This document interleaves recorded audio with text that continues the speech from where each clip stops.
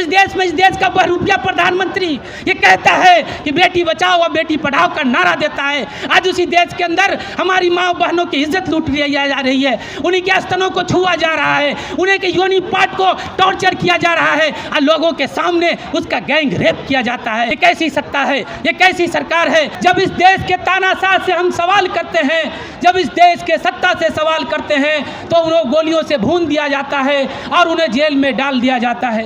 कि अगर आपको इस देश में रहना है तो मोदी और योगी करना होगा। अगर आपको इस देश में रहना है तो मोदी और योगी को वोट देना होगा।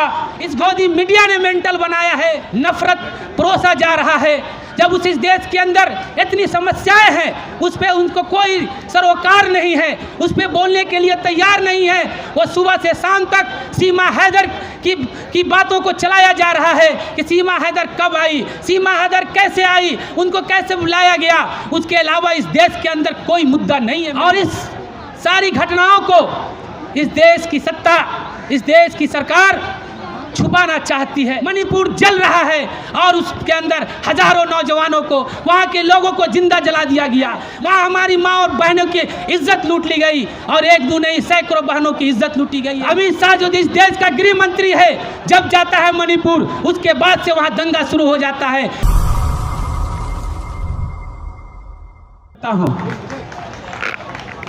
साथियों, आज इस दौर में यूथ पार्लियामेंट हो रहा है, जब ये कहा जा रहा है कि अगर आपको इस देश में रहना है तो मोदी और योगी करना होगा। अगर आपको इस देश में रहना है तो मोदी और योगी को वोट देना होगा। हम इस दौर में यूथ पार्लियामेंट लगा रहे हैं जब लोकतंत्र पर हमला हो रहा है, जब संविधान की धज्जियां उड़ाई जा रही है।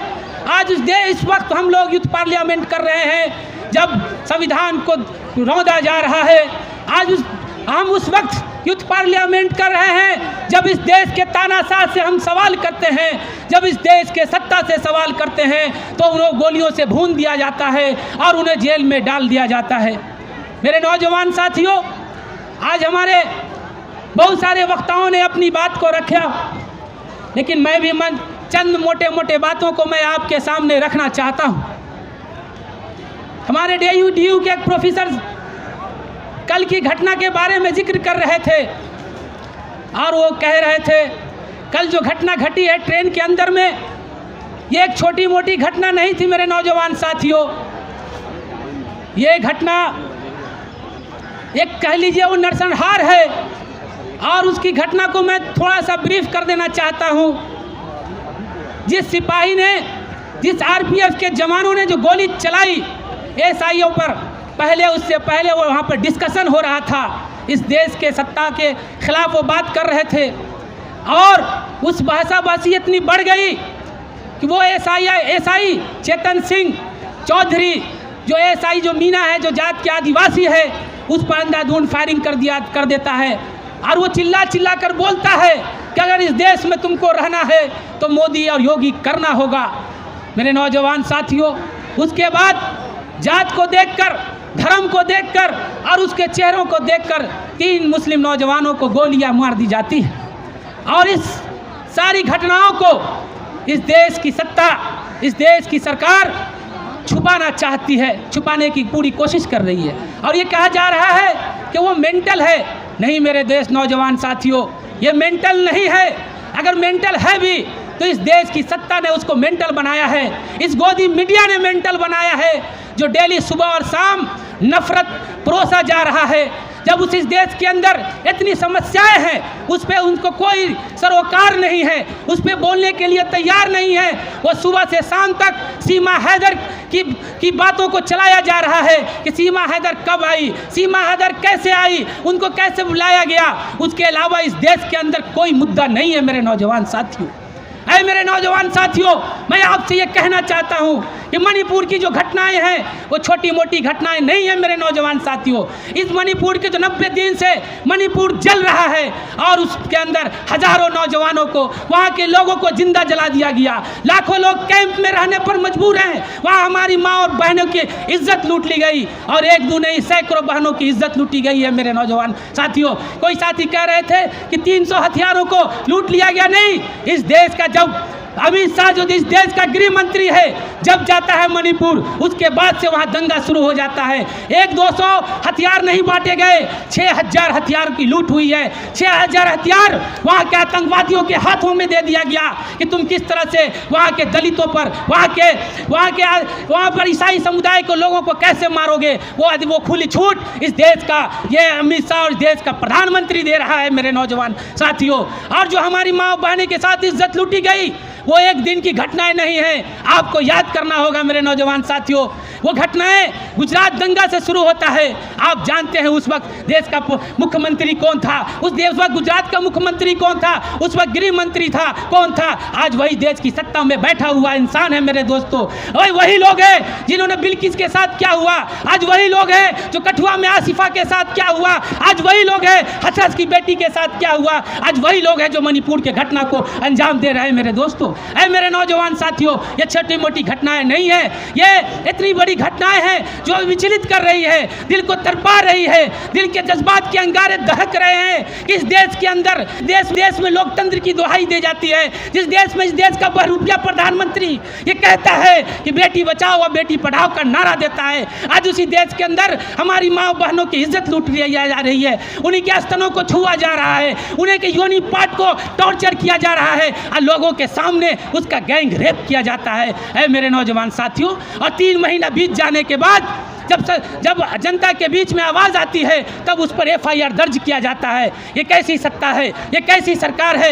ऐ मेरे नौजवान साथियों, इसकी भी जिम्मेदारी हम लोगों के सर पर है कि हम कैसे उन लोगों का साथ दें जो मजलूम है, जो दर दर भटक रहे हैं। आज भी 50,000 लोग कैंपों में रहने को मजबूर है मेरे नौजवान साथियों। मैं इस यूथ पार्लियामेंट के माध्यम से ये कहना चाहता हूँ, बात सही, देश में सबसे बड़ी समस्याएं रोजगार की समस्या है, हम इस चीज़ को मानते हैं, लेकिन इस देश के अंदर जो नफरत के अंगारे दहक रहे हैं उसके खिलाफ भी मेरे नौजवान साथियों लड़ना होगा। हमें याद दिलाना होगा कि इस देश के बहुरूपिया प्रधानमंत्री ने प्रधानमंत्री से पहले बनने से पहले इन्होंने मुंगेरी लाल के हसीन सपने दिखाए थे कि अच्छे दिन आएंगे, काला धन आएगा, 15 लाख रुपया आएगा, हर लोगों को रोजगार मिलेगा, हर साल युवाओं को 2 करोड़ रोजगार देंगे और हर गरीब को पक्का मकान मिलेगा, जो हवाई चप्पल पहनता है उसको हेलीप्लेन पे उड़ाएंगे। लेकिन इस 9 साल बीत जाने के बाद इस देश की सत्ता से ये सवाल पूछते हैं कि तुमने जो वादा किया था 2 करोड़ लोगों को नौकरी देने का, उसका क्या हुआ मेरे नौजवान साथियों। मैं आपको बताना चाहता हूं कि मध्य प्रदेश के अंदर जहां शिवराज सिंह चौहान की सरकार है, जहां भाजपा की सरकार है, वहां के सचिवालय में एक चपरासी की वैकेंसी आती है, 400 से 500 वैकेंसियाँ आती है, उसमें लाखों नौजवान उस नौकरी को भरते हैं। उसमें BTech है, MTech है, MBA के नौजवान जो साथी वहाँ उसका फॉर्म भरते हैं। किस देश का हालत बना रखा है इसने। ये नौजवान को ला के कहाँ खड़ा कर दिया। इन्होंने वादा किया था कि हर साल 2 करोड़ नौजवानों को रोजगार देंगे, अभी तक इन्होंने 5 लाख लोगों को रोजगार तक नहीं दिया है। इन्होंने जो हर साल इससे पहले जो सरकारें थी 40 से 50 हज़ार युवाओं को रेलवे में वैकेंसी दिया जाता था, लेकिन उस रोजगार को भी ख़त्म कर दिया गया है मेरे नौजवान साथियों। मुद्दाएं बहुत है, सवाल बहुत है, इस तानाशाह से हमें सवाल करना होगा, क्योंकि जब आप रोजगार की बात करेंगे तो हिंदू मुसलमान की बात करेगा, जब आप रोजगार की बात करेंगे वो शमशान कब्रिस्तान की बात करेगा। हमें इसके गुमराह में नहीं आना होगा। हम 2024 में हम गाँव में जाकर, हर देश के कोने कोने में जाकर इनकलाबी नौजवान सभा यूथ पार्लियामेंट लगाएगा और उन इस देश के तानाशाह से ये सवाल करेगा कि तुमने जो 2 करोड़ रोजगार का वादा किया था वो रोजगार कहाँ है। हम तुम्हारे नफरती भाषाओं में नहीं आएंगे, हम तुम्हारे इस बंटवारे की राजनीति में नहीं आएंगे मेरे नौजवान साथियों। हमें इस बात को लेकर जाना होगा, क्योंकि आज देश खतरे में है, आज संविधान खतरे में है, आज संविधान को रौंदा जा रहा है। हमें यह तय करना है कि देश संविधान से चलेगा कि मनुवाद से चलेगा। इसलिए हम ये कहना चाहते हैं मेरे नौजवान साथियों, हमारे कंधे पर बहुत बड़ी जिम्मेदारी है। मैं इन सब बातों को मैं अपनी बात ख़त्म करना चाहता हूँ इसी शेर के। ऐ मेरे हमनसी तू कहीं और चल, अब इस चमन में हमारा गुजारा नहीं। बात फूलों की होती तो सह लेते, अब तो कांटों पे भी हक हमारा नहीं। जब इस देश को लहू की ज़रूरत पड़ी, सबसे पहले गर्दन हमारी कटी। फिर भी कहते हैं ये अहले चमन, ये चमन हमारा है तुम्हारा नहीं। इनकलाब जिंदाबाद, हारवाइये जिंदाबाद।